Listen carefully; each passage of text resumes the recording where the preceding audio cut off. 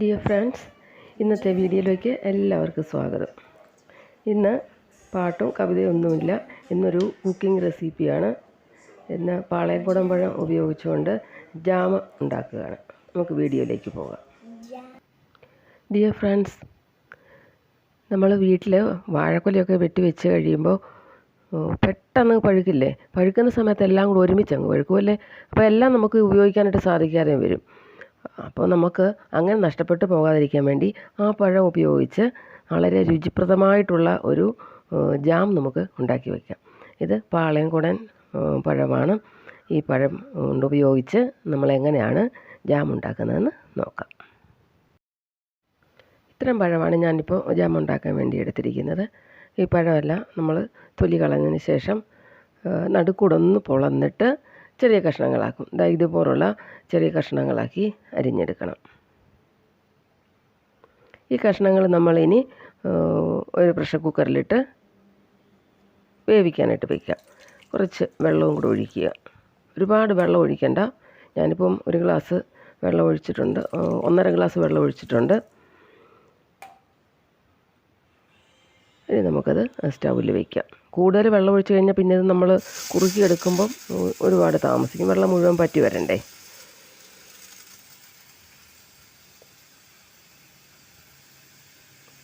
നമ്മളൊരു 2 വിസിൽ കേൾക്കുമ്പോൾ നമുക്ക് വാങ്ങി വയ്ക്കാം. ഇനി ആവി പോയി കഴിഞ്ഞിട്ട് നമുക്ക് തുറന്ന് നോക്കാം. കണ്ടോ, ഇപ്പോൾ അതിൻ്റെ അകത്തെ ആ വെള്ളം നല്ല പിങ്ക് കളറായിട്ടുണ്ട്. കണ്ടോ? ഇനി നമുക്കത് അരിച്ചെടുക്കാം. നമ്മൾ അരിപ്പ വെച്ചിട്ട് അതിനകത്തേക്ക് കുറേശ്ശെ വീതം കോരി ഒഴിക്കാം.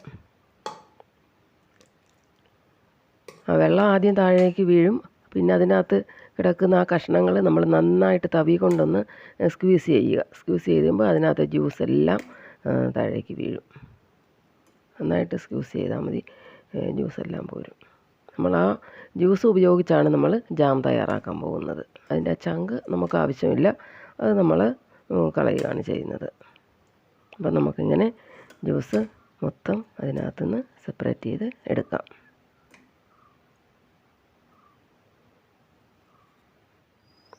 ഇനി നമ്മൾ ഈ ജ്യൂസ് ആണ് കുറുകാൻ വേണ്ടിയിട്ട് എടുക്കുന്നത്. നമ്മൾ സ്റ്റൗവിൽ വയ്ക്കാൻ പോവുകയാണ്. ഒരു നുള്ളു ഉപ്പ് ഞാനിപ്പോൾ അതിനകത്തേക്ക് ചേർത്തിട്ടുണ്ട്. എല്ലാം ഉപ്പും പുളിയും എല്ലാം കൂടെ ഒന്ന് ബാലൻസ് ചെയ്ത്, മധുരവും എല്ലാം ബാലൻസ് ചെയ്ത് വരുന്നതിന് വേണ്ടിയിട്ട് ഒരു നുള്ളു ഉപ്പ് ഇട്ടാൽ മതി.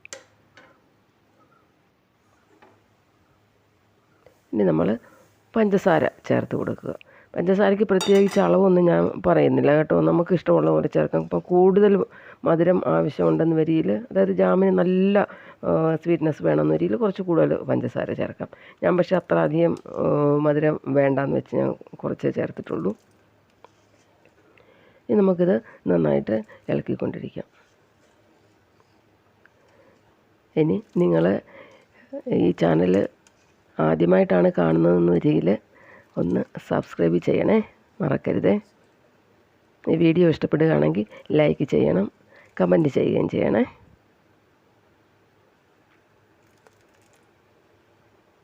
നമ്മുടെ ജ്യൂസിനെയും കുറുകി വരണം നന്നായിട്ട്. ഇനി നമ്മൾ ഇതിനകത്ത് ഒരു സാധനം കൂടെ ചേർക്കുന്നുണ്ട്. അതായത് ഒരു നാരങ്ങ പിഴിഞ്ഞ് അതിൻ്റെ നാരങ്ങ നീരാണ് നമ്മൾ ചേർക്കേണ്ടത്. എനിക്കിപ്പോൾ നാരങ്ങ ഇവിടെ ഇല്ലായിരുന്നു, ഞാൻ അതുകൊണ്ട് ഓറഞ്ചിൻ്റെ ജ്യൂസാണ്, ഈ ചൈനീസ് ഓറഞ്ച് ഉണ്ടല്ലോ, അതെനിക്കിവിടെ ധാരാളമുണ്ട്. അപ്പോൾ അത് ഒരു 2-3 എണ്ണം പിഴിഞ്ഞിട്ട് അതിൻ്റെ ജ്യൂസ് ഞാൻ ഇതിനകത്തേക്ക് ചേർത്തു, നാരങ്ങ ജ്യൂസിന് പകരമായിട്ട്. അതാണ് ഞാൻ ഇതിനകത്ത് ചേർത്തിരിക്കുന്നത്. അപ്പം നമുക്കൊരു പുളി കൂടെ അതിന് കിട്ടും. ഇനി നമ്മൾ നന്നായിട്ട് ഇളക്കുക.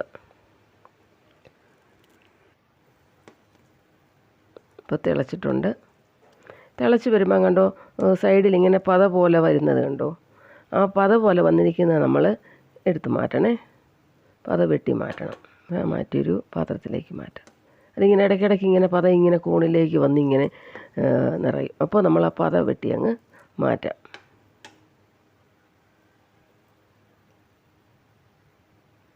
നമ്മൾ പഞ്ചസാര പാനി റെഡിയായി വരുന്നതനുസരിച്ചാണ് നമ്മുടെ ജാമിൻ്റെ കൺസിസ്റ്റൻസി വരുന്നത്. ഒരു നൂൽ പരുവം കഴിഞ്ഞിട്ട് ഒരു സ്വല്പം കൂടെ ആകുമ്പോഴത്തേക്ക് തന്നെ നമ്മളിത് വാങ്ങി വയ്ക്കണം. ഇത് ശരിക്കും ജാമിൻ്റെ കൺസിസ്റ്റൻസി വരെ എത്തണ്ട, അതിനു മുമ്പ് നമ്മൾ വാങ്ങി വയ്ക്കണം. അല്ലെന്ന് വരിയിൽ ഇരുന്ന് തണുക്കുമ്പോഴത്തേക്കിന് അത് കൂടുതൽ കട്ടിയായി പോവും. ഞാനൊരു പ്രാവശ്യം ഉണ്ടാക്കിയപ്പോൾ അങ്ങനെ ജാമിൻ്റെ കൺസിസ്റ്റൻസി വന്നപ്പോഴാണ് ഞാൻ വാങ്ങി വെച്ചത്.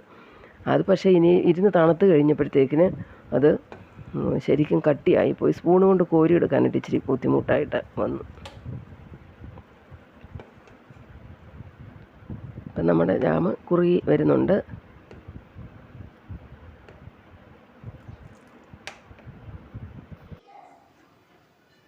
കണ്ടോ, ഇപ്പോൾ ഏകദേശം കുറുകി വന്നിട്ടുണ്ട്. കണ്ടോ, അതിൻ്റെ കളറിപ്പം നിങ്ങൾ നോക്കിക്കേ, നല്ല ബ്രൗൺ കളറിലേക്ക് ആയിട്ടുണ്ട്. ഇപ്പം നന്നായി കുറുകി വന്നിട്ടുണ്ട്. നമുക്കിനി ഇതൊന്ന് വാങ്ങി അടച്ച് വയ്ക്കാം. തണുക്കട്ടെ അവിടെ ഇരുന്ന് കേട്ടോ. തണുത്ത് കഴിയുമ്പോൾ എങ്ങനെയുണ്ടെന്ന് കാണിക്കാം. ഇതാ തണുത്ത് കഴിഞ്ഞപ്പോൾ കണ്ടോ, നേരത്തെ അത് കുറച്ചുകൂടെ ജലാംശം ഉണ്ടാകും, കുറച്ചുകൂടെ ലിക്വിഡായിട്ടാണ്. ഇപ്പോൾ കണ്ടോ കുറുകി വന്നിട്ടുണ്ട്. ഞാൻ നല്ല ബോട്ടിലിനകത്ത് ഒഴിച്ച് വെച്ചിട്ടുണ്ട്. ഇപ്പോൾ നമുക്ക് കറക്റ്റ് സ്പൂണ് കൊണ്ട് കോരിയെടുത്ത് നമുക്ക് നമ്മുടെ ബ്രെഡിലൊക്കെ തേക്കാനായിട്ട് പറ്റുന്ന പരുവത്തിലാണ്. ഒരു പൈസയും മുടക്കാതെ നല്ല ഹെൽത്തി ആയിട്ടുള്ള ജാം നമുക്ക് ഉണ്ടാക്കിയെടുക്കാൻ പറ്റും. Thank you all for watching the video.